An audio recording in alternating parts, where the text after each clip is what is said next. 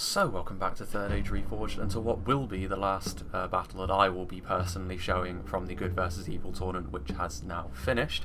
And this is also on a map that I hadn't shown yet, which is one of the primary reasons why I wanted to show this battle actually. This is called the Salt Lake, and interestingly enough I believe the host, which was Dreezy in this case, forgot to turn the winter settings on, so it's just sort of the irregular, more verdant settings of spring and summer that we will be seeing here. But even so, this battle again it does look very flat. However, there are some geographical features which do make advancing a little bit more tricky. So for example, this sort of building structure over here, this is not something that you can pass through, so this is technically an obstacle for the players to have to deal with. Now these really are just for decoration. You can pass through these at will. You don't have to go through these little gaps here, but again it just adds something to the scenery. There are also several points of raised terrain which can be used by both teams as well, which obviously gives a little bit more flavour to these battles, because I always feel as though, you know, flat maps tend to work out in very much the same way, but just adding bits and pieces like this also helps. And over here in the corner we do have a river with a small island. Obviously there are a few there's the evidence of a settlement over here, which obviously there's a bit more opportunity for choke point fighting over on this side of the map. But it is worth saying as well that basically there are just a few areas that will block you, so like structures and fences will make manoeuvring a little bit more difficult. So if you're trying to keep yourselves in a line, you do need to be a little bit careful of those. There's a few points of raised terrain. There are also quite a lot of trees around the edge and the back of both sections of the map. We'll go through the army compositions, and obviously I was playing on the evil side because I was in the evil team, and I was playing as Isengard, and I knew, based on the fact that just before we readied up, you obviously can tell who you're going to be facing off against, and I was going to be facing off against Imladris, which, you know, the powerhouses that they are in terms of quality, left me with a bit of a conundrum on my hands. Isengard, compared to the other orcs, have certainly got a bit more professionalism about their army, but against Imladris, that isn't going to be enough to save them. The Imladris infantry is extremely powerful, arguably the strongest in the game. Khazad-dûm and Numenor may have something to say about that, but Isengard certainly cannot hold a candle to them in terms of sheer melee quality. So I went for 3 or 4 units, I believe actually it was 4 in the end, 4 units of Dunland veterans. Now, the Dunland veterans are very slightly cheaper than the Uruk-hai raiders, only 25 florins cheaper, so it's much of a muchness really. The Uruk-hai raiders have got more men in the unit, but the Dunland veterans, as one-handed axemen, do have a little bit more focus around attack, so I figured that, you know, they probably had a little bit more of a chance of making more of a dent in Imladris infantry than the Uruk-hai raiders would have had. But really, again, either one of those 2 units are really going to struggle against Imladris infantry, so they would essentially just be a meat shield. And also they do have a slight anti-cavalry bonus, I believe, all the Dunland units, so that would help as well, just making Isengard that little bit stronger against cavalry, which of course I have to be prepared for the very strong Imladris cav as well. Of course, I've gone for some Uruk-hai pikemen as well, several units of Uruk-hai pikemen. I think I went for 3 in the end units of these guys. They would be my primary method of holding the line, purely because I knew that, you know, trying to keep the Imladris infantry at arm's length for as long as possible was my best chance of holding them at bay, and then trying to affect the outcome of the fight with either cavalry or ranged units, because pure melee Isengard, they're good, but they're not as good as Imladris. So, you know, the pikes would be my primary method of doing that. The ballista is kind of a must actually. The Isengard ballista is arguably the best piece of siege equipment in the game at the moment. It's very effective. It's also just as expensive as a catapult though, so you do pay for it in that regard. But this will essentially force any elven faction across the way from you to be aggressive, because, you know, they can absolutely bisect elven units are very small, and the Isengard ballista can dish out incredible amounts of damage to smaller units, so the elves will need to be aggressive to try and stop this ballista from firing, or at least try to close the distance to make sure that the ballista cannot fire, because otherwise it will be very deadly. But Imladris, for the most part, are the most aggressive of the elven factions anyway, but this was just a sort of guarantee in many ways of forcing the elves to come to me. And then I've got 1 unit of Uruk-hai archers. I figured that it was a good idea to have at least 1 long-range skirmisher just to try and occupy the enemy elven archers if possible. But again, I don't expect them to do too much in the way of damage. They really are just there to try and soak up any arrow fire and just try and dish out what damage they can. On both flanks I've gone for a little bit more in terms of anti-cavalry as well. The Dunlanding clansmen, unlike other sort of bottom-of-the-barrel orc units, the first one is not free. They are still very cheap, of course, only just over 100 florins, as sort of very basic spears, but as Dunlanders they do have a heightened bonus against cavalry, so once again, pretty much the ideal sort of fodder unit to leave on your flanks, because enemy cavalry is not going to want a piece of these guys. And obviously again, if Imladris hasn't brought too much cavalry, or the cavalry is not looking like it's going to be much of a threat to my flanks, then I will be using the Dunlanding clansmen as well to just try and overload the lines. They won't do much to Imladris infantry, of course, but it's better than nothing. A couple of units of Snaga skirmishers. This is going to be one of the ways in which I'm going to be trying to affect the fight. If Imladris do barrel right into my front line, one of the ways that I can try and deal with them is by using my armor-piercing projectiles. Of course, as far as javelins go, Snaga are not the finest, but it's still armor-piercing damage they're going to be dealing. And of course, Imladris of all the elves have a higher armor value to them. And the Snaga are very cheap as well, only 400, so I figured that I could get a lot of cost efficiency out of these guys and hope that my front line would be able to hold long enough for them to do some pretty significant damage. I've also gone for 3, I believe, units of Uruk-hai infantry, so this is going to be my second line. If it looks like any portion of my line is looking like it's struggling, I'll send in the Uruk-hai infantry to try and back them up. Obviously, the Uruk-hai infantry much higher quality than the Dunland veterans. They should be able to go toe-to-toe with some of the more basic High Elven units like Eldar Makar, or they've been given a new name actually, I believe, but obviously higher tier Imladris units will still be far too strong for the Uruk-hai infantry. My cavalry force consists of 2 Warg Riders on either flank, so again, going to be trying to stop any High Elven cavalry from advancing. And then my general's unit is going to be the Champions of the White Hand. It was a real conundrum, actually, whether I would choose the Champions of the White Hand or the very powerful Naz-Kai. Obviously, the Naz-Kai would give me a little something in melee. But the Champions of the White Hand I felt were too good to pass up.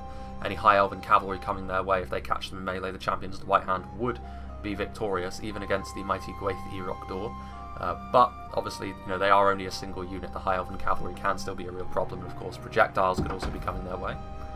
But I do have the Uruk-hai Berserkers, so this was one of the things that made me help me make up my mind with regards to picking the Champions of the White Hand, because the Uruk-hai Berserkers, they may not be as good as the Naz-Kai, but they are still a substitute I could use. So 1 unit of these guys, again, I would commit them to 1 section of the line to try and sort of make a hole in the High Elven advance, and then try and sort of go from there. And then finally, up here on the hill, just behind my line, I've got some Uruk-hai crossbows. They have the ideal firing position, really, especially when the battle starts and I sort of reorganise my line a little bit. So the Uruk-hai crossbows are going to be another method by which I'm going to be trying to do a lot of damage to the Imladris advance. In the middle, for us, is going to be Rudawa, and across the way from them would have been Arthedain, but obviously, the deployment means that they're probably going to be trying to shift over towards me, but we have Engsvitz, who's going to be playing as Rudawa. I'm a big fan of Rudawa, of course. The Rudawa marksmen here at the front with their many quivers, they've got a lot of ammunition. That's really their main selling point, or the main thing that makes them unique next to other similar units. In a skirmish fight, they still have very limited armour, though, so probably a good idea to leave these guys in your second archer line, and then you'll have an archer that's going to be firing pretty much all the way till the late game, how much ammo they have. The Dunman Hunt's obviously a very disposable, cheap archer here at the front. The Rudawa clansmen here as well, with the armour upgrade, they look much better when they've got the armour upgrade, and obviously it makes them significantly tougher as well. And they're already a pretty tough unit, and the Rudawa clansmen can be very good at zoning out cavalry, of course, and holding the front line as well. Obviously big great shields means they can absorb a ton of arrow fire, especially with that armour upgrade. The front line here, a good classic combination of Franadine pikemen. Obviously, I'm a big fan of the Franadine pikes. I feel as though they're a very high quality one. Those shields as well means they can't be focused down from a distance quite so easily. Mixed in with some Rudawa swordsmen to give this line a bit of rigidity. Of course, nothing too special about them, but still just a sort of no-nonsense basic swordsman. And then back here we've got the Etten Troll Hunters. I'm a big fan of the Etten Troll Hunters. Honestly, in terms of sheer effectiveness, they're probably my favourite in the Rudawa roster. The Franadine Nobles probably my favourite unit overall, just because of the power that they can offer you. But the Etten Troll Hunters, of course, fantastic at zoning out cavalry. They double as spears in melee, of course, and then the javelins that they throw are also very high quality, capable of dishing out a lot of damage, as we have seen. More swordsmen back here. I think that's pretty much it. He's got some clansmen in terms of his infantry anyway. He's obviously got some Coldfell Maidens, which again, in the cavalry fight, can be invaluable with the javelins that they throw, and then the fact that they're spear cav in melee, pretty much a must bring if Rudawa think they're going to be getting into any sort of cav fight.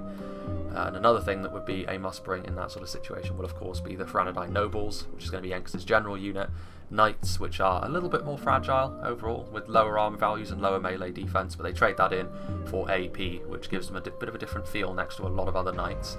And there's some more Etten Troll Hunters. I believe as well that he does have some Forodrum javelins hidden around here somewhere as well, which of course can be a very deadly unit indeed as well. Multiple HP as they are. And then finally on our team we have Kuro Gurochan, who's playing as Harad. Obviously Harad, very much a wide focused faction, as Kuro's proving here, with a huge long line of Haradrim spearmen, very basic spears obviously, nothing too special, but anti-cavalry bonus is always nice. Haradrim archers as well, again nothing too special with regards to these archers, but there are a lot of them. Harad very, very wide. Haradrim raiders as well, just a very basic unit of horse archers. It's nice that Harad has horse archers, to be honest with you, because We've seen how effective horse archers can be at just being super annoying for your opponent, and Harad can certainly do that. Their cavalry in general has got a very fast feel about it, so hit and run tactics for Harad tend to work very well, and horse archers can certainly add a lot to that. We've got some Southron Warband as well, so AP. A very nice spear unit indeed with their wooden armour. And then back here we've got some Muhad Beast Hunters as well, or Mahud Beast Hunters. It's going to take me a long time to get used to that. I'm going to be calling them Muhad for basically forever. I don't think I'll ever be able to sort of get that out of my head. But obviously javelins, very similar to the likes that are better than the ones that I have brought. Not quite as good as the Attenmore's Troll Hunters, but still pretty damn good. And then we've got the Demons of the Desert, obviously hugely powerful javelins, arguably the ones that can cause the most devastation in the game. And then looking further down here, we've got the Champions of Nafra, obviously a very quality-focused infantry unit there. We also have the Black Serpents, which, obviously as far as multiple HP Lancers go, pretty damn good, very, very swift across the battlefield, capable of dishing out incredible amounts of damage, and the Mumakil. Really, the first question you'll always ask yourself when building a Harad army is, am I going to bring Mumakil or not? Because they take up a lot of your resources, and also a lot of your strategy is going to be defined by the Mumakil with how how they go about their business, and Kuro has brought the Mumakil here, so obviously that has had an impact on his overall infantry quality, but there's a lot of power bound up in those units. We'll see if the red team can cope. First of all, we have Mech Thorn, who is going to be playing as Cardlin. I'm glad we can see Cardlin because they've got some new unit models as well. Gone are the cattle hats of old, and now they've been given slightly more Numenorian looking helms to sort of bring them into line with the style that they probably should have. And obviously here we have the Minisker Ritlin Swordsman, the basic men-at-arms unit, which is going to be very similar to the likes of the Arthedain men-at-arms or the Gondor infantry. Obviously Cardlin in general have got a bit of a morale deficiency, that is their defining weakness, but and that is true even with these men-at-arms, but morale buffing units are a must for Cardlin, and I know the Thorn has brought some. Minisker Ritlin archers, obviously a classic sort of line archer unit, which the Kingdoms of Men can often bring, the Men of the West, more armour packed on there, similar to stuff like the Gondor archers. Obviously, however, one of the defining strengths of Cardlin is their crossbows, and crossbows, both of them, are hybrid units. The Minotaur Roman Guardians hybridise as halberds, very, very strong, great at zoning out cavalry, obviously fantastic at dealing damage to whatever they perceive. A lot of AP bound up in this unit here. The Greenway Garrison Footmen, obviously cheap pikes, a lot of them.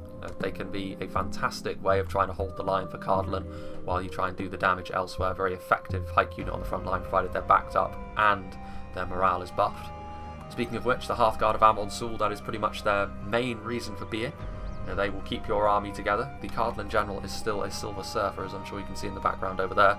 A very safe place to put your General though, because they are multiple HP spears in melee. They can also dish out some damage at range with those bows. Very difficult to bring down in a skirmish fight just because of how tanky they are, especially in and amongst the other Cardlin skirmishers as well. But yeah, they're going to be keeping the army together with their morale buffing. More Minisker Ritlin Swordsmen back here. We've got some Mercenary Guildsmen over here. Mercenary Guildsmen, obviously, they do still have the cattle hats. They have the same unit model they've had ever since vanilla. Very basic swordsmen, but obviously the morale of mercenary units is lower, but then Cardlin's morale overall is something that they need to keep an eye on. So for them, it's not really too much of an issue because they will have plans in place to deal with that. Dunedain Captains, obviously, two-handed longswords, very effective, multiple HP. Minisker Ritlin Sharpshooters, the other, obviously, crossbow unit. They double as mace men in melee, which is very useful for dealing out more AP. Got some civilians back here, and then the cavalry. So we've got the Royal Court of House Thorondor with Gandalf riding with them. Obviously very swift lancers, very similar to the Black Serpents across the way. And then some Dunedain Commanders as well, which are basically the standard variant without multiple HP. Then we have, I think, another unit up here actually. We do have the Arthedain Ballista as well, so Muffins is going to be playing as Arthedain just across here in the middle, the Ballista.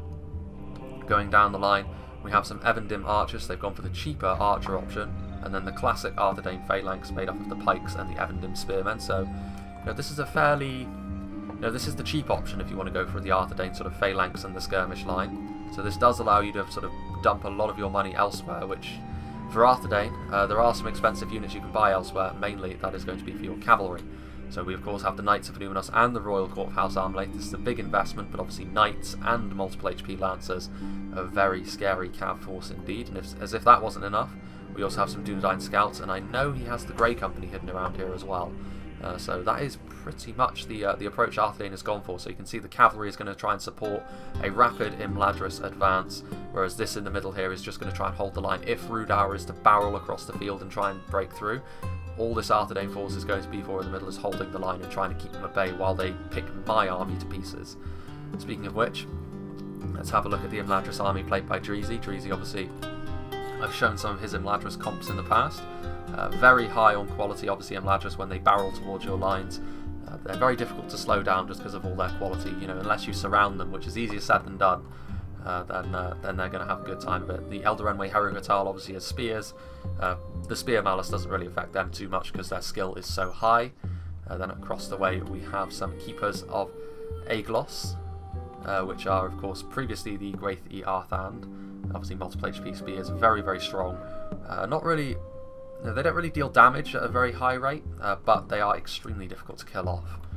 And some more Herugatal here at the front, so it's just some spears, just to presumably prevent me from charging across the field with cavalry, but with wargs into potential elven archers, that was never really going to happen. Here we have the Bruinin River Wards, which obviously previously the Blade Master is very, very strong. Obviously a lot of attack bound up in these guys as well. Imladris Guardians, a full line of which with the armor upgrade as well, which obviously this is going to be the stark difference between my army and Dreezy's. He is going to have such a quality advantage over me. You know, the best I have to throw against him really are the Berserkers and that reserve line of Uruk-hai infantry. The Guardians are so much better than the Uruk-hai infantry though, so all throughout his army he's got more quality than I have.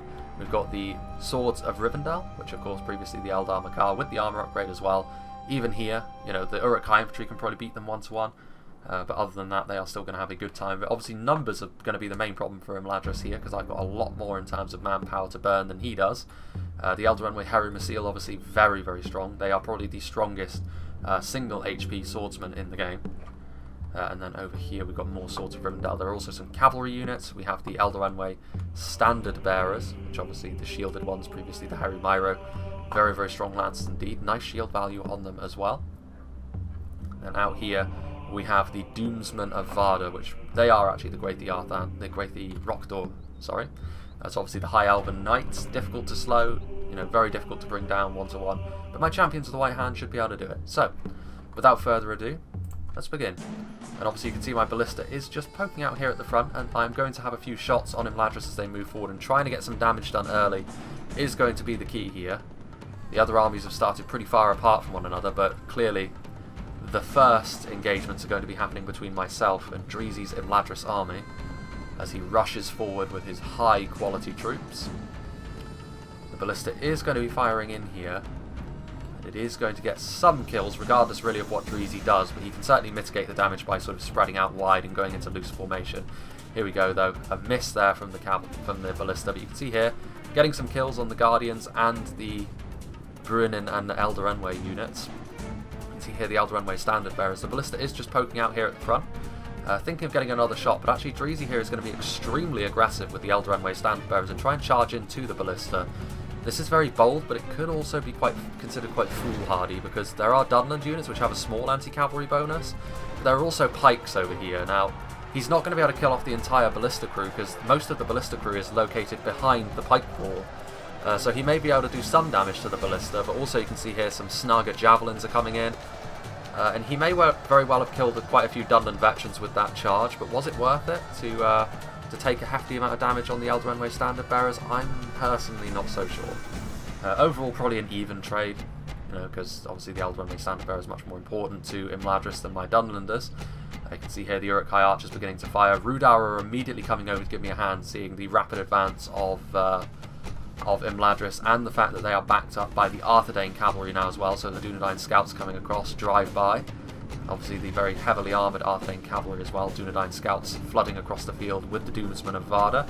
I do obviously have my wargs and my champions of the White Hand ready to respond to this, and with the support of the Rudour cavalry, this should be a relatively evenly fought contest, especially seeing as I've got plenty of anti-cavalry units that I can send in to help out with that.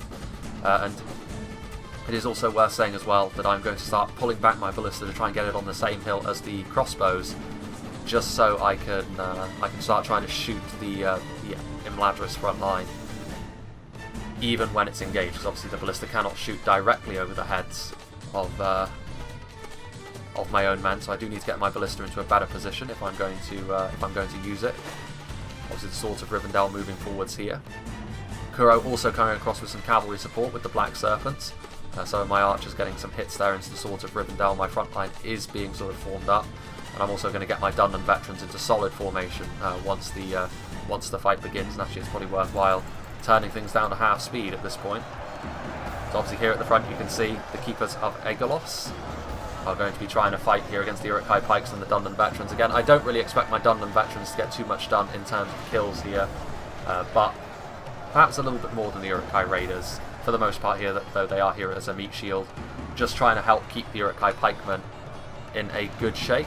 The Brunnen River Wards are also coming in here with the support of the Eldarenwe Harry Vital, getting right into the Dunlanding clansmen. Obviously that's a very one-sided fight. I'm also going to commit my Uruk-hai infantry to try and slow these guys down, because I do feel as though ultimately, if I can keep using my skirmishers back here, if I can keep using my crossbows, ultimately the elves will start to feel that, because they don't have much in the way of manpower, and some concentrated crossbow and javelin fire should be enough to deal some pretty nice damage to them, honestly. You can see some Snaga javelins coming in here. With how inaccurate they are, I'm actually going to get some friendly fire, but killing off the Haru Masil is going to be certainly worth it. Haru Masil's such a devastating unit if you let them be. You can see the Haru Vital sort of pulling out wide, trying to stop the advance of the Rudawa and the Haradrim cavalry. Although you can also see coming across here the Mumakil, which is definitely a worry for Imladris. Without the infantry support of Arthedain, I would honestly worry. Because Imladris have only got so much in the way of manpower. Like, yes, they would, eventually they would just sort of cruise past my front line. But over on the flanks, they're going to be overloaded eventually, you would think. You can see my wargs are starting to, they're trying to slow down the Royal Court of House Armlaith, who gave me the slip. They're going to charge into the back of the Dunlanding clansmen and my Uruk-hai infantry, but the wargs will be able to catch up with them. There's also the Coldfell Maidens over here as well. There was a small engagement over here with another cavalry unit, I believe. Well, the Doomsmen of Vardar are coming forward now as well, but the time has come, really, for an all-out cavalry engagement. It's obviously a little bit chaotic here as all the cavalry sort of mashes themselves together, but this is exactly the sort of thing that I would want, to be fair. Especially with the backup of the Coldfell Maidens, that's going to be javelin fire. There's also Haradrim Raiders giving some archer support. The Doomsmen of Vardar are very, very strong, but the Champions of the White Hand are arguably the best cavalry-to-cavalry combat unit in the game in terms of outright damage. You can see down the line here that victory actually seems certain in the middle here against the Eldarenwe Harry Masil. Now that would not be the case if not for the backup of my Snaga skirmishers and my crossbows. If this was just down to outright quality, to be fair, Imladris don't have any pikes here on the front line, which will make my Uruk-hai pikemen stand for an awfully long time. But ultimately the Imladris quality is still such that it would be very difficult to slow them down, and getting some Uruk-hai infantry around here to try and start wrapping up the line. Without any infantry support, Imladris, I feel as though we're always going to struggle here, especially seeing as I got the full cavalry support of my allies. The Mumakil are over here now as well, which is going to make life incredibly difficult. The Swords of Rivendell are over here, and over here, that cavalry charge from the Royal Court of House Armlaith has certainly taken its toll. However, this is going to be a bit of an issue here. You can see that these cavalry units over here, both units of Arthedain and Imladris Knights, have got the... they are pointing themselves directly at all of the skirmishers that are behind, and also I'm now going to sort of swamp the position with my wargs, and this is going to be a nice engagement for us, especially now seeing as the Haradrim Raiders and the Mumakil are going to start to flood in behind the enemy lines. The horse skirmish is going to have to run away.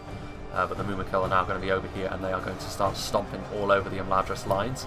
The Swords of Rivendell are going to charge into the Coldfell Maidens and facilitate a retreat from them. But there is going to be a limited amount that a single unit of Swords of Rivendell can accomplish. Here on the front line, the addition of these Imladris Guardians are obviously going to make life a little bit difficult here in the middle.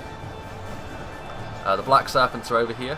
The Royal Court of House Thorondor, however, going to charge in. The Black Serpent's managing to get a rear charge on the Eldarenwe Harry Masil, but it wasn't quite as devastating, I think, as Kuro wanted it to be. And now, unfortunately for him, he's going to be swamped by Cardlan and Imladris cavalry, as well as the Imladris infantry, which is probably going to be enough to completely finish off his Black Serpents. They're going to try and retreat back through my lines. You can see here the Uruk-hai infantry starting to wrap up the Imladris lines. Not much left over here. I also have a unit of reserve Dunlanding clansmen that I can commit forward to this flank as well, should it be necessary. Which it might be, considering the Dunedain commanders are here in force. There's a lot of arrow fire coming in over here to try and slow down this flanking move from Cardlan. But the infantry fight, you know, Imladris have only got so much manpower, as I've said several times at this point, and it's probably not going to be enough to see them over the line here. I've also got my Isengard Ballista in position. And over here, this engagement has gone in my favour, and unfortunately the Doomsmen of Varda, they managed to do some decent damage to the Wargs, but ultimately the champions of the White Hand, so strong, that especially when the Knights of Illuminus abandoned them as well, that was always going to leave that cavalry-to-cavalry fight in favour of myself. One of the Mumakil has fallen, and over here, Imladris are slowly but surely winning. You can see one of my units of Wargs over here is charged into the rear of these Swords of Rivendell. They are now shaken, because those swords did manage to get into my Snaga skirmishers, which have been unsung heroes so far in this battle. And then over here you can see the Eldaranwe Haru Hatal sort of surrounding my surround with the Uruk-hai infantry, but there are Ettenmoor's troll hunters in close proximity moving forwards. There's also those Rudar clansmen getting ready to reinforce the line. Dunedain commanders over here. But you can see at this point the Arthedain and Imladris cavalry is starting to run out of ideas. You know, they don't really have the opportunity to go around my lines and start really charging this front line, because there's still so many pikes left alive. There's still a decent amount of Dunland veterans left alive, honestly. They did better in this engagement than I thought they would, looking back. But overall, you know, now with the Mumakil rampaging, you know, the Wargs, my Wargs, and also Kuro's Haradrim raiders starting to come around here, this is going to facilitate a full retreat from the Arthedain cavalry. Imladris' front line is still somewhat intact, but ultimately, slowly but surely, you can see that, you know, this is not going to go too well for Imladris. They are still winning on this flank, but it's only really a matter of time before rear charges are going to start to happen by both my Wargs and any other cavalry that's lying in wait around here. The Haradrim raiders are also going to start shooting into them. Sort of Rivendell, victory seems certain. They are, after all, primarily in melee with Snaga. There's also some crossbows up on those hills. Again, it's difficult to keep track of the crossbows as they fire, but the crossbows have been firing into the Imladris front line this whole time, doing a lot of nice damage. Over here you can see the Eldaranwe Haru Hatal being used to try and get around the flank. A unit of Uruk-hai infantry and a unit of Ettenmoor's troll hunters is stopping them. I also believe I'm firing my ballista into this section over here, which is risky, to be fair. The possibility of friendly fire is rearing its ugly head. The Eldaranwe standard bearers, who took that damage early on, trying to deal with these Rudar clansmen, which again is not the ideal fight for them. This is exactly the sort of thing the Rudar clansmen want to do, pushing the cavalry back onto the defensive. A nice hit there onto the Eldaranwe, managing to sort of thread the needle between my infantry and Engsvitz's Ettenmoor's troll hunters. Here you can see, however, the rear charges have begun. The champions of the White Hand charging into the back of these infantrymen over here. These Warg Riders are going to be able to charge into these Imladris Guardians as well. Going to start to do horrendous damage to the Imladris front line. And it's going to be it. And I have to say, the pikemen, you know, considering there were no Imladris pikes on the field, I feel good about my chances of doing this, even without some of the support that I received from my allies, because the Imladris are never going to be able to quickly get through those pikes without some sort of rear charge happening or some sort of flank, and I was very keen on my composition to prevent that from happening with Wargs and Dunland clansmen and crossbows and the like. So, you know, ultimately the cavalry support for my ally did turn out to be necessary when Arthedain came over, but you know, the Uruk-hai pikes proving themselves. Obviously the Uruk-hai berserkers were also here on the front line trying to slow down the Imladris advance, which they did. That AP is obviously going to be very useful.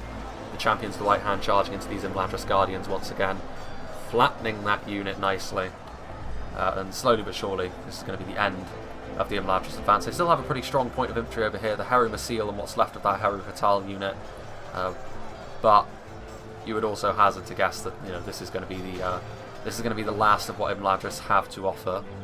Meanwhile, you can also see here that just across the way, Cardlan and Harad sort of menacing one another with their skirmish lines. The Miniscarithlan archers starting to open up on the Haradrim advance. In a skirmish fight you would certainly back Cardlan in this situation, as their front line starts getting into position. Pikes, crossbows and the likes. There's also these hills that they can use to their advantage to get their crossbows into a nice position, just like I have on the other side. Arthedain's front line just sort of lying in wait here as well. Rudar are getting ready actually to mount and advance on them once Imladris has been thoroughly crushed. Just in time to see another rear charge from the Wargs, so obviously continuous hammer and anvil between my Wargs and my pikes. Still a few units of cavalry out here, the Coalfell Maidens still offering their support. My Uruk-hai Berserkers are coming over here to try and help finish off the Haru Hatal and the River Wards. See that AP is going to be very useful, but the Uruk-hai Berserkers don't have the most skill. And once their hit points have been used up, that's going to leave the elves in a pretty good place. Rudauer Clansman unfortunately receiving some friendly fire from my ballista there, but I feel as though I also stop using my ballista in just a moment. Not often you see the Haru Masil start to waver, but they're in a pretty tricky spot over here. Rudauer Marksman coming forward. My Uruk-hai archers still have some ammunition actually, which is good to see. The Rudauer Clansman, you can also see my Dunlending Clansman that I had in reserve. I'm going to just sort of shift over towards Rudauer's front so we can start readying an advance on Arthedain, and of course Arthedain invested less in their infantry. So we're going to be feeling pretty confident after the cavalry fight over here went in our favour and Arthedain had to run away with a bloodied nose. Here we can see the Dunland veterans once again putting themselves in the way, which to be fair, you know, they've performed the function that I asked of them. I never wanted them to outright win the infantry fight, but they're still here, they're still standing and fighting, and that's all I can really ask of a unit like this. The Mumakil is still over here, as are the champions of the White Hand, and again, it's messy over here for Imladris. The pikes still just pushing the river wards back all this time. And again, there's still the keepers. Very few of them left at this point. The pikes are going to slowly but surely wear them down, however, and then over here, obviously, this last pocket of resistance also still fighting. Meanwhile, there are some engagements happening here in the middle, as the Cardinal Cavalry, which did actually retreat back to its own army, or at least some of it, the Dunedain commanders and the Royal Court, which is good, you know, because that cavalry fight did go a little bit sour for the red team.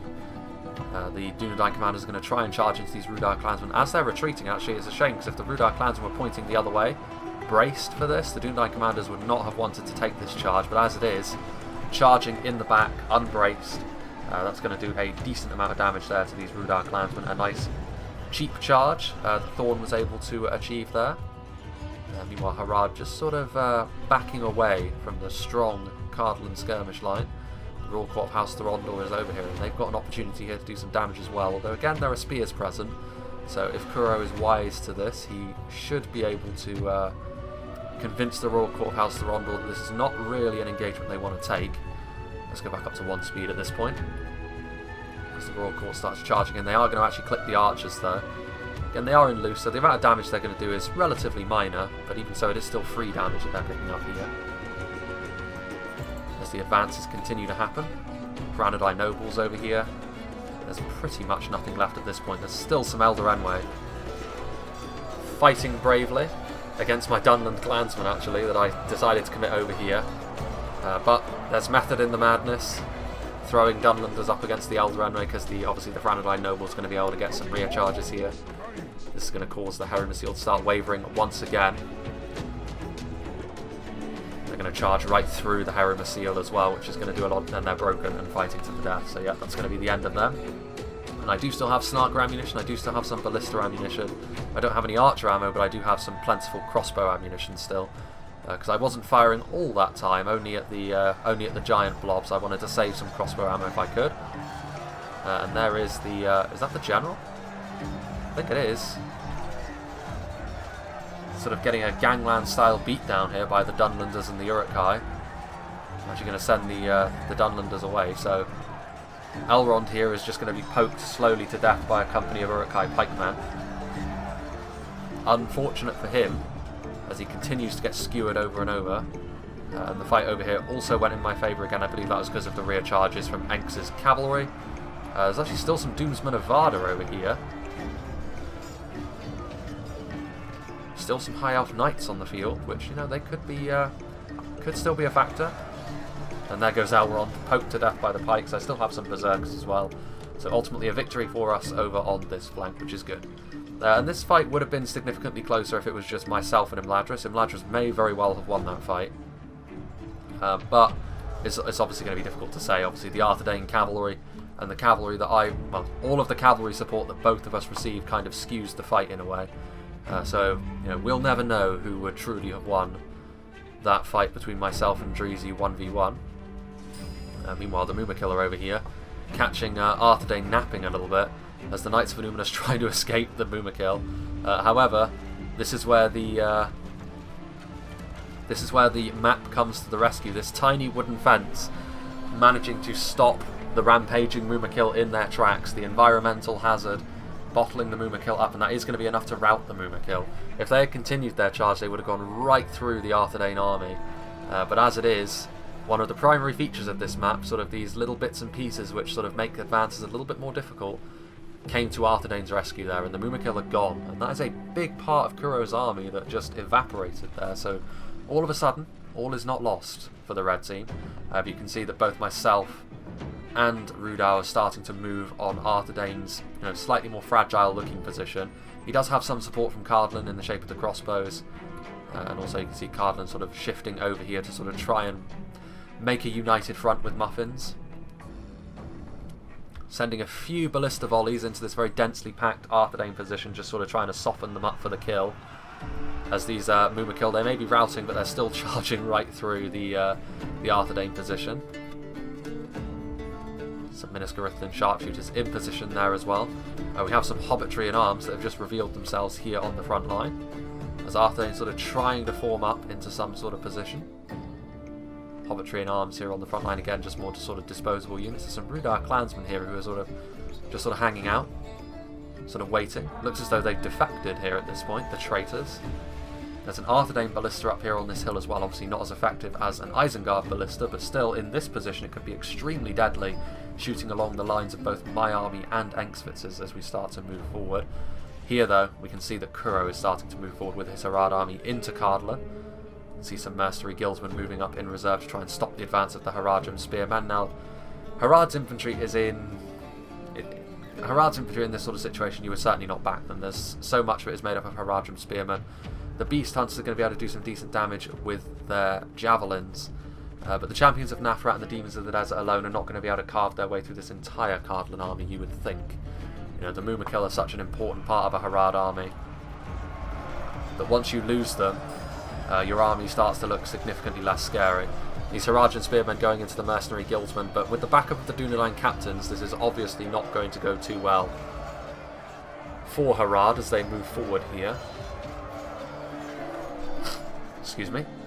Southwind Warband coming forward. That's AP, which, will do better, but, it's still going to be absolutely no match for Dunedain captains. This Cardlan front line still just sort of waiting here. These Miniscarithlan sharpshooters getting into a real nasty position out here on the flank, with Kuro trying to pressure this part of the line exclusively. He's going to be able to shoot something. And what will he choose? He is going to be shooting into the Southwind Warband, which overall is probably the best choice for him at the moment. Nice amount of damage there. Here you can see the advance is well and truly underway.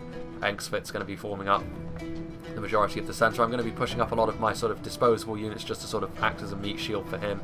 And all of my more powerful units I'm going to send over here, stuff like the Berserkers and the surviving Uruk-hai infantry, to try and push around this side. And you can see my cavalry is also menacing the flanks as well.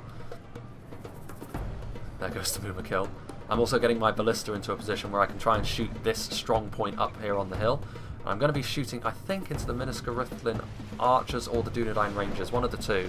I'm trying to just sort of get some kills with my ballista, because it doesn't have too much ammunition left. I did use quite a lot of it against Imladris. You can see there the Rudar clansmen getting point-blank hits there by the ballista.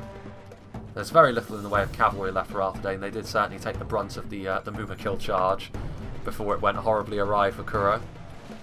While here are the half-guard of Amon-Sul, tons of Cardlan skirmish pressure here as the Mahud Beastmasters getting up on the hill, getting ready to try and use their javelins. So Harad definitely using a concentration of force here, but yeah, their army's starting to waver ultimately. I don't think they have enough quality in terms of their infantry here. So much of it is made up of spears, and unfortunately I feel as though Cardlan just have the advantage there. The javelins could still do a decent amount of damage to Cardlan, especially stuff like the Champions of Nafrat, but here we can see Hashari, so a unit of Hashari stalkers and 2 units of regular Hashari, so that goes to show where most of Kuro's infantry quality was. Very, very skillful. No armour piercing on them, however, so Cardlan's more heavily armoured units will be able to stand up to that. We'll see how well the Hashari can do. I think actually at this point it's probably worthwhile to turn it down to half speed again, with 2 engagements happening. You see the Hashari stalkers actually going to be going across to this little island here, set up in the trees, and start shooting right along this Cardlan line, which could be devastating. But with the morale buffing units, Cardlan are not going to be as susceptible to their lower morale. The Dunedain captains and the half guard over here making sure that these men stay in their lines. Shari now on the front line as well. Cardland really starting to put a lot of pressure on Harad, and they're actually starting to surround Harad completely with their cavalry. And you know, this is unusual to say the least. You know, usually it's the evil factions trying to sort of wrap around and use their superior numbers against the good factions, but here the tables have well and truly turned on Kuro. Demons of the Desert are over here, and they are, I believe they still count as two-handed spears in melee, so this Cardland cavalry does need to be super careful, but unfortunately for them the Minotaur Roman Guardians also have them in their sights. So Kuro's force unfortunately is looking pretty ragged at this point. The fact that he sent his Mumakil over to help me is probably costing him here in the long run, but fortunately for him, as we see there, the Dunedain commander is actually taking a full frontal volley from the Demons of the Desert. Fortunately, however, this is where it's going to pay dividends for us, both myself and Engsvitz combining our forces to start overwhelming Arthedain's front line. You can see here the Avendim Spearmen going to be no match overall for the numbers and the quality actually, and the Arthedain Pikemen not going to be sufficient to keep all of this on lockdown. You can see now that we're also recharging his lines with several units. The Band of Brass Archers being charged by the Champions of the White Hand. You can also see over here trying to get into these Cardland crossbows, so dangerous that they are, charging my wargs in. But again, you know, shutting down these crossbows really the last danger for both myself and Engsvitz. You can see here that I'm using my ballista to target these Miniska Rithlin archers. I think actually I may have been going for the ballista overall, but the ballista is out of ammo at this point anyway, so it doesn't really matter too much. Thranodine nobles charging into the Dunedain Rangers at this point. It's worth saying that it was about this point actually where Arthedain crashed, but I feel as though really the only thing that he could have done at this point in time would be to move these units of cavalry around, which, you know, they're strong, but also they're also, you know, not in enough numbers to truly affect the outcome of the fight. You know, they are really very small units indeed. If they were still moving around, the Thranodine nobles here almost certainly would have just swamped them immediately and used that AP, whereas all it really allowed us to do was ignore them safely for the rest of the fight. The Phalanx is fully engaged at this point really, these Arthedain pikemen, sort of trying to help hold the line with the Avendim spears, but obviously starting to wrap around. The Uruk-hai Berserkers are here, some routing wargs, and that is going to be just about it. Slowly but surely Arthedain are going to be wrapped up. Over here meanwhile, the same is unfortunately happening to Kuro. He is being wrapped up by Cardland. These crossbows getting into absolutely lethal positions, absolutely mowing these units down. The Demons of the Desert being hounded every step of the way. You can see over here that the unit of Hashari Stalkers and standard Hashari sort of trying to go the long way around across these bridges to try and get into the rear of the Cardland army, which this isn't even the entire Cardland army. There was some support sent over to Arthedain, but they certainly have the advantage over Harad here with the positioning. These Mahud Beastmasters trying to get onto the front line as well. Greenway Garrison Footmen, not Greenwatch. Here on the front line, obviously the Dunedain captains holding down things. 29 of them left. To be fair though, there are Champions of Nafrat on the front line now as well as Hashari, so you know, Cardland may very well be starting to feel the heat over here, but I still feel as though the presence of these skirmishers and these crossbows is going to be simply too much for Harad to bear, especially with more pikes sort of pressuring the sides, even the civilians fancying their chances in melee against these Harajam archers with the support of those Dunedain commanders. Those Miniska Rithlin sharpshooters getting lethal shots into the Harad blob. Going back up to 1 speed. You can hear the whistling of the Snaga javelins. Dunman and clansmen here on the front line. The pikes continuing to advance forward. Certainly my rock in this fight, the Uruk-hai pikemen, as they tend to be for Isengard, such a reliable centre. But even the Dunman veterans have certainly not done too badly for me. Uruk-hai Berserkers as we slowly start to munch away on these Avendim spearmen, supported by these Rudauer swordsmen along with the Dunman veterans. They go very nicely together in terms of style, the Dunlanders and the men of Rudauer. Arthedain pikemen taking some damage here from the Snaga skirmishers, and out of courtesy, you know, I could have saved my ammunition to be fair, and not used it on the Arthedain army, but I feel as though I wanted to use my ammunition up on Arthedain because it's what I would have done had the Arthedain player not have crashed. So I decided to simply use up the rest of my javelin fire. I did, however, save my crossbow ammunition for later in the fight. Meanwhile, over here, you can see that these sharpshooters have been pretty much consistently charged by both myself and Engsvitz. Speaking of which, my wargs and my champions of the White Hand finishing off these Dunedain Rangers, which were still firing when Muffins crashed. So they were still doing damage. You can see they're reloading here. The ballista out of ammunition, just sort of sitting there. Minuscarithlan archers waiting, biding their time. Here, let's go and see what's happening as the... Well, there goes the Harad General, skewered by one of the Dunedain. Over here, the flanking manoeuvre by the Hashari is now being enacted. They're being stopped by... What on earth was that? Well, I know what that was, actually. That was the Demons of the Desert, wasn't it? Demons of the Desert sending most of these civilians flying. A lot of them getting back up, though. And they are hounding the Demons of the Desert. These angry men and women with pitchforks chasing the so-called demons out of their lands. Minuscarithlan swordsmen over there as well. The rear charging from the Dunedain commanders, sort of well and truly cementing this fight in favour of Cardolan. Still the Minuscarithlan archers as well. The Hearthguard of Amon Sul are still a strong unit as well. A multiple HP spear in the late game is not to be taken lightly. The Hashari, however, at this point are going to have to go after the archers because they're so bad under skirmish fire. But this is probably going to lead them to be sandwiched between the Hearthguard and the Minuscarithlan swordsmen. The Hashari Stalkers are trying to get into position to use their body-piercing projectiles, but Cardolan, at this point, can claim pretty much total victory over Kuro's Haradrim infantry force. Over here, the ballista crew starting to get charged by Rudawa's cavalry. Getting my crossbows into position. Continuing advance here.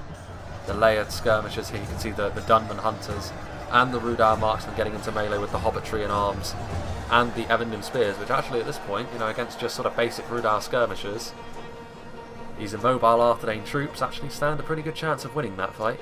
But, you know, obviously the rest of the line completely destroyed. The vast bulk of my army coming across to lend a hand to what little of Engsvitz's army is still over here, because most of Engsvitz's more serious troops are going to be over here getting ready to mount an assault on Cardolan, who are going to be over there by that bridge.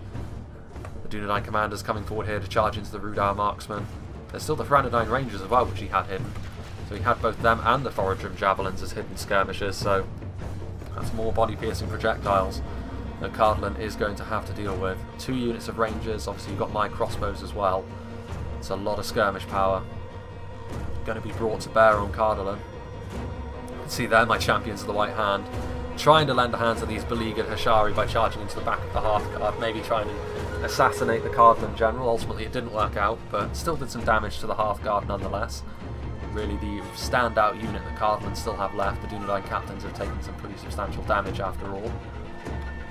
Still the cavalry sort of getting in the way of my crossbows, but that's no problem. The champions of the White Hand will be along promptly to deal with them. Snaga moving forward at this point out of ammunition, my javelins, so they are now going to be fulfilling the natural role of Snaga as fodder. And there goes the Arthedain general at long last, and hands my champions off the White Hand. Rudawa's Thrannodain nobles here just sort of mopping up these units of Arthedain infantry. The Dunman veterans are here. That's going to be a rout from the Arthedain pikemen.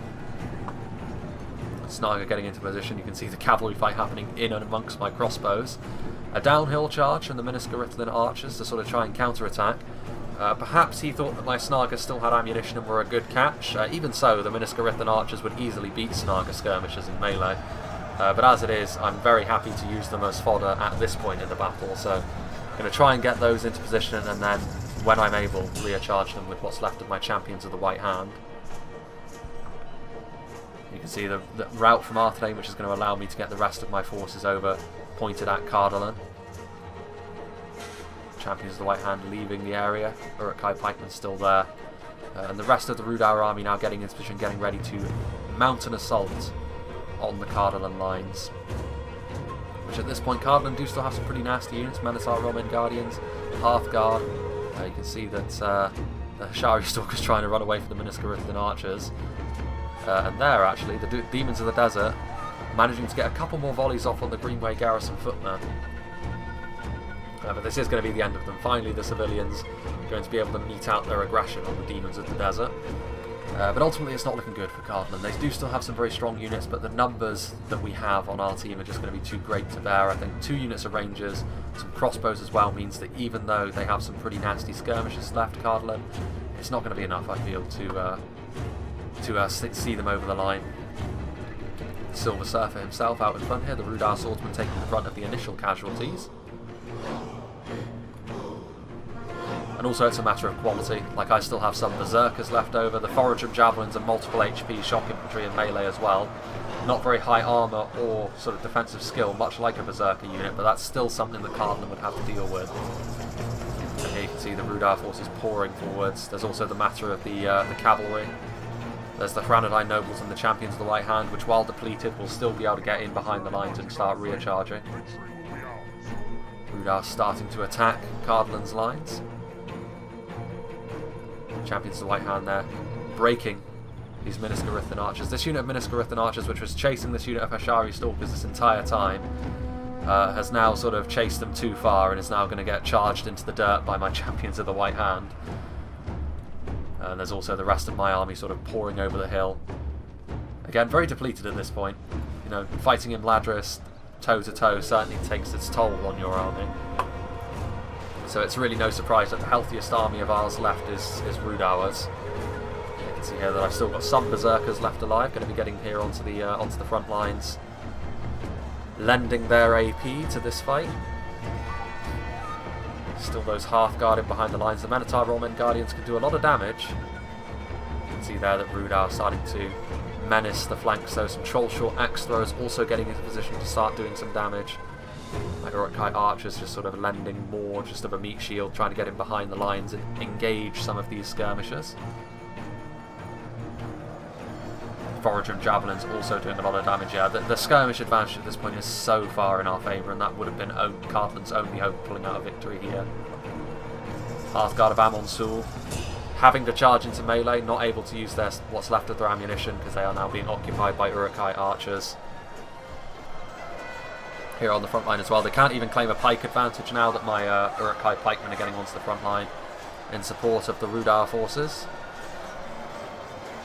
Attenmore's Troll Hunters starting to roll up the line as well. Hashari Stalkers getting into position. Still got some Dunland veterans left, which surprises me. I thought they would have been long dead by this point in the battle. Foragem Javelin sort of getting into a more advantageous position so they can potentially shoot into these Minotaur Roman Guardians. A lot of skirmish fire being poured into them. Both low quality archers, body piercing archers, axe throwers, javelins, all of them targeting them. There goes the Rudar General though. A nice catch by Cardland.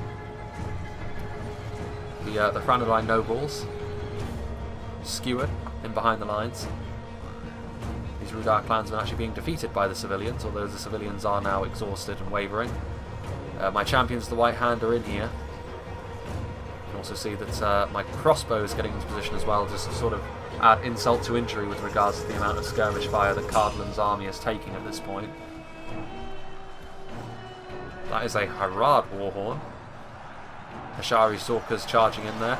I charge into the Minotaur Roman Guardians, but actually this is going to cost my Champions of the White Hand fairly dearly, both in friendly fire terms and just being in melee with the Cardland crossbows.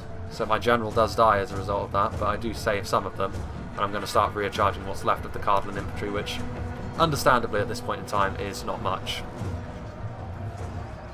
Charging into the rear of those Hearthguard. The Cardland general is on the floor and is dead. Sandwiched between the Champions of the White Hand and some Uruk-hai Archers. Rudar now pouring forwards. The Minotaur Roman Guardians break, and that's going to be pretty much it. So Rudar has by far and away the most healthy army of us left. Kuro's army has, I think this is the only unit he has left actually, the Hashari Stalkers, and my army very much battered and bruised at this point. A couple of veterans, pikes, and a few of my skirmishers, in addition to a very depleted portion of my Champions of the White Hand. Oh, excuse me. But that is going to be it, and I decided to show this one in the end because I'm still fairly convinced that the crash didn't really have all that much of an impact overall. Like, it would have made things slightly closer, yes, but I don't feel as though having those, because, you know, Muffins would not have been able to save those phalanx units that he had trying to hold the front line. He just wouldn't, because, you know, Rudar would have caught him, I would have caught him. You know, he would not have been able to meet up and form a united front with Cardland over here.